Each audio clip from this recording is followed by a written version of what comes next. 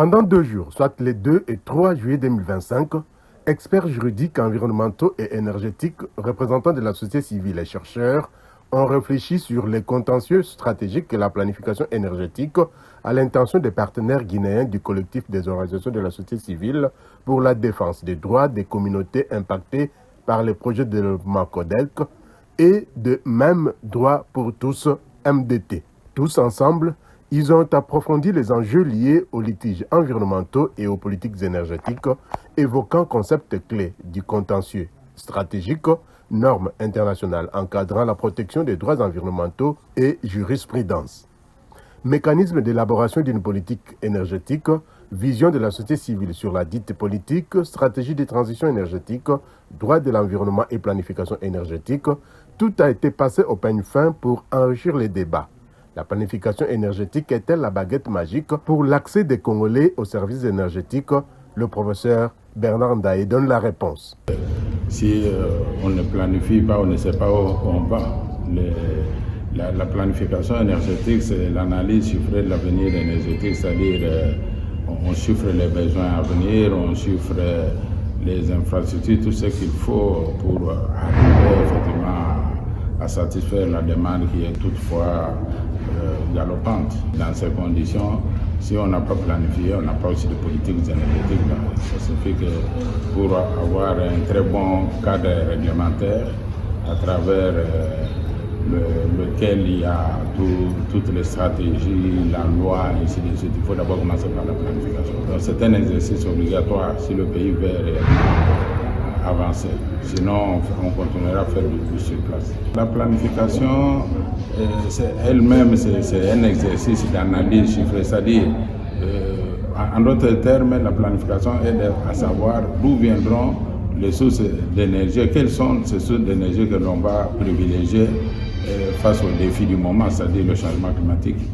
Une politique énergétique qui n'a pas comme base scientifique la planification énergétique n'a pas sa raison d'être. Tout comme une planification énergétique qui n'aboutit pas à l'élaboration de stratégies, c'est-à-dire de politiques, n'a pas aussi sa raison d'être. Donc les deux sont comme des sœurs jumelles qui doivent être menées ensemble et c'est l'affaire du gouvernement. Ça fait partie de la gouvernance du secteur. Donc c'est le gouvernement qui doit être le chef d'orchestre et nous allons venir pour contribuer.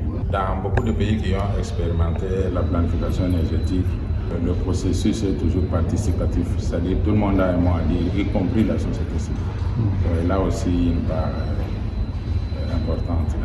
Plan intégré des ressources énergétiques, type d'énergie à adopter, l'ingénieur Adrien Monsengo souligne la nécessité d'un mix énergétique pour un accès universel aux services énergétiques. La base, c'est avoir un plan intégré des ressources énergétiques nationales. Et c'est prendre ce plan-là compte en diagnostic de tout ce qu'on a comme source d'énergie. Et avec ce potentiel, on saura quel pour avoir un mix énergétique, quelle est l'énergie qui sera l'énergie de base. On a l'hydro, on a le photovoltaïque, on a la biomasse, on a les énergies renouvelables, tout consomme. Donc ça commence par là. Et une fois qu'on a fait ces diagnostics, on doit arriver maintenant à faire un plan par an. Combien de mégawatts nous devons ajouter par an? Et ça doit prendre en considération, évidemment, comme je dis, la segmentation du secteur. Il y a les industries, il y a les mines, il y a les résidentiels, le transport, l'agriculture. Tout ça peut marcher avec l'énergie. Et l'énergie, sans énergie, il n'y a pas d'industrialisation. Donc ça fait partie vraiment de ce que nous devons faire. Et pour arriver à commencer à transformer nos matières premières localement, on a besoin de l'énergie. Pour commencer à transformer, faire de l'agriculture, on a besoin d'énergie. Donc c'est un préalable très important. On ne peut pas le négliger. Et sur base de ça, la population peut avoir accès à l'énergie suffisante. Actuellement, un Congolais consomme dans environ 93 kWh par an, qui n'est même pas la consommation d'un congélateur en Europe. Alors que les Sud-Africains consomment environ 4000 kWh par an, les Américains de 12 000 km par an. Et si on a besoin de ces moyens-là, donc la demande actuelle, il y a un minimum de 20 000 MW qui est requise. Mais on ne peut pas les faire en un jour. Il faut avoir un plan. Et un plan et des objectifs précis. quand on a des objectifs ou une action sans plan, on ne réagit pas. Il faut avoir un objectif, il faut avoir des actions pour atteindre cet objectif. La politique nationale énergétique est un instrument indispensable pour la RDC. Mais depuis des années, le pays peine à se doter de cette politique. L'ingénieur André Kaboué, secrétaire permanent adjoint de la Commission nationale de l'énergie, donne les détails. Il faut que absolument le ministre de l'énergie ou des ressources hydrauliques s'implique pour faire en sorte que cette politique soit validée. S'il y a des écueils, il faut que le ministre remette les acteurs sur place pour essayer d'examiner ces écueils-là. Mais nous sommes arrivés à la fin et ce n'est pas, nous n'allons pas laisser tomber tous les efforts consentis. Il faudrait absolument que le ministre reconvoque les gens pour un dernier toilettage du document de politique nationale.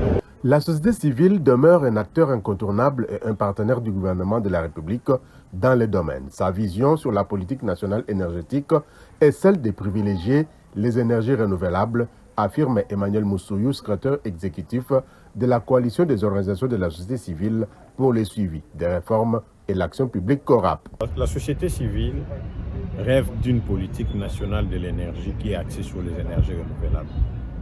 Une politique qui promet effectivement, n'est-ce pas, les initiatives d'électrification décentralisée. Parce que comme vous le savez, le pays a un paradigme depuis des années. On a vu d'abord un focus, n'est-ce pas, placé sur le type d'énergie qui sont plus ou moins dépassés. Les grands barrages. Aujourd'hui, c'est difficile de trouver de moyens pour ces grands barrages, mais au-delà des moyens, c'est aussi difficile de voir qu'un grand barrage est réalisé sans qu'il y ait d'impact irréversible sur les communautés, sur la population. Alors que le pays a un potentiel important en micro-barrage, par exemple. On peut les développer partout. Plus de 800 sites sont possibles à être développés à travers le pays. Les énergies solaires également et autres. Et donc, nous disons qu'une politique nationale de l'énergie doit être adaptée dans ce sens que, n'est-ce pas, elle favorise vraiment le développement d'un secteur décentralisé. Elle est aussi axée sur les énergies renouvelables essentiellement, en voyant comment est-ce qu'on réduit les investissements dans les énergies fossiles. Et déjà, qu'est-ce que nous avons vu dans l'actuelle politique, c'est qu'on met aussi un accent sur les énergies fossiles alors que tout ça est dépassé. Tout ça est dépassé sur le plan économique.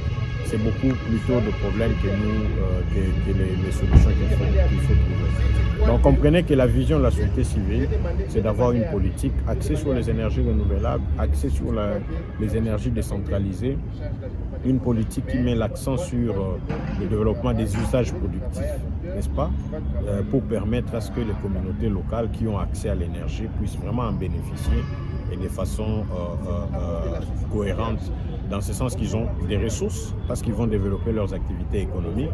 Ça leur permettra d'améliorer leurs conditions de vie et avoir des ressources pour payer cette électricité. Mais quel est en fait le goulot d'étranglement qui empêche le pays de se doter d'une politique nationale énergétique? Ce qui bloque, c'est juste la volonté politique et la flexibilité des autorités dans le choix au fait, des solutions qu'il faut mettre sur la table. Vous voyez, c'est ça qui bloque simplement, parce qu'en réalité, on vient de modifier la loi relative au secteur de l'électricité. Mais pourquoi on ne peut pas adopter une politique nationale de l'énergie? En réalité, on devait commencer par l'adoption de la politique, parce qu'elle est en chantier, elle est sur la table. Peut-être la révisiter, parce que quand même, c'est depuis 2022 qu'on a validé techniquement. La modifier, parce que nous avons quand même encore des choses à dire sur cette politique-là. La modifier, l'adopter, la publier et donner de l'orientation sur l'ensemble du secteur qui suivra au fait par la loi qui a été pour. Mais ici, nous voyons qu'il y a un problème de volonté politique. Nous voyons qu'il y a un problème, n'est-ce pas, d'aborder la question vraiment de façon efficace et durable. Il faut mettre en place les énergies de proximité. Vous voyez, le solaire, par exemple, il conviendrait vraiment à une énergie de proximité. Et les énergies renouvelables comme la micro-hydroélectricité également. Avant de penser aux grandes infrastructures ou grands barrages, il faudrait donc que les énergies de proximité soient mises en place pour que l'accès pour tous soit garanti. Alpha Diallo, représentant du collectif des organisations de la société civile pour la défense des droits des communautés impactées par les projets de développement CODEC de la Guinée-Conakry, a rappelé que le contentieux stratégique nécessite une préparation rigoureuse associant collecte de preuves et mobilisation des parties prenantes avec pour objectif une transformation sociale avant de remercier le CODED et les autres parties prenantes. Les questions relatives aux arrêts qui sont rendus par la Commission ou la Cour africaine des droits de l'homme. On a aussi abordé des arrêts qui ont été rendus par la Cour européenne des droits de l'homme. Donc je crois que c'est vraiment des contributions qui augmentent une plus-value aussi sur le background académique et intellectuel que j'ai. J'en ferai aussi un compte rendu à mes collègues, vu que M. Alpha Mariam n'a pas eu la possibilité, la chance d'être avec moi ici. Mais sachez qu'on est très content de la société civile et de tous les acteurs et des avocats qui sont là, congolais. Et je tiens aussi à faire remarquer que j'ai beaucoup apprécié aussi le pays, que ce soit sur le plan du paysage, bien que parfois il y a des besoins insatisfaisants, on a tous besoin qu'il y ait des améliorations, mais moi de mon côté j'ai fait des remarques non seulement sur l'alimentation, les établissements et le mouvement, l'ambiance. Donc j'ai beaucoup apprécié ça et ce qu'on dit en anglais aussi friendly, c'est-à-dire les gens ici sont très friendly, sont très ouverts, sympathiques exactement. Et franchement ça a été une très belle leçon, une belle expérience pour moi que je n'oublierai jamais. Et par rapport aussi à la contribution de la société civile sur la transition énergétique, je vais faire un rapport parce qu'en Guinée on a déjà entamé cette question avec Natural Resource Governance Institute. C'est NRGI qui a déjà entamé, il y a eu un rapport qui vient à peine d'être publié. On est dans le cadre d'une collaboration sur cette question-là. Donc ce serait bien, je vois aussi qu'il y a assez de similitudes entre la RDC par rapport aux outils stratégiques, les problématiques que la société civile rencontre. Et nous avons aussi les mêmes soucis en Guinée par rapport à l'accès à l'information, la contribution, la réticence des autorités à appuyer les plaidoyers des acteurs de la société civile et à soutenir les communautés. Nous avons presque les mêmes réalités. Donc je suis convaincu que ces échanges-là pourront aboutir vraiment à des résultats qui sont positifs. Occasion également pour Maître Jennifer Castello, avocate au barreau de Toulouse en France et membre de ILO, de louer les efforts du CODED pour cette initiative, tout en encourageant les uns et les autres de maintenir les caps en faveur des communautés. Les échanges extrêmement riches de la part des avocats, puis avec aussi une diversité d'acteurs, donc la société civile, les avocats, pour les professeurs. Donc j'ai beaucoup appris, j'ai trouvé que les échanges étaient très intéressants. Et je pense que, comme disait Alpha, tout le monde a de quoi apprendre des autres. Donc c'est très important d'avoir l'opportunité d'assister, de participer à ce genre d'atelier. Pour ma part, aujourd'hui, j'étais un petit peu en mode écoute parce que j'ai beaucoup appris sur la transition écologique notamment et énergétique notamment en RDC. Donc c'était extrêmement intéressant.